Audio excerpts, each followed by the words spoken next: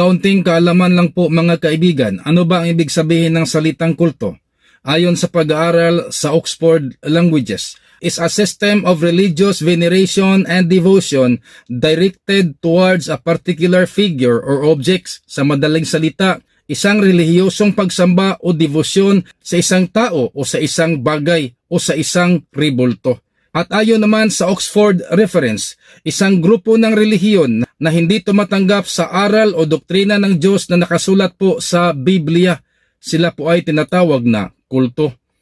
At may sinabi rin si Merriam-Webster sa kanyang dictionary mga kapatid, mga kaibigan, ito po ang kanyang sinabi. Cult is a great devotion to a person, idea, or object. Sa madaling salita, ang kulto po ay isang napakataimtim at malaking klasing pagdebosyon sa isang tao o sa isang bagay o sa isang ribulto. Napakalinaw mga kaibigan. Sana po may natutunan kayo sa sandaling ito, and may God bless us all mga kaibigan. Punto Biblikal.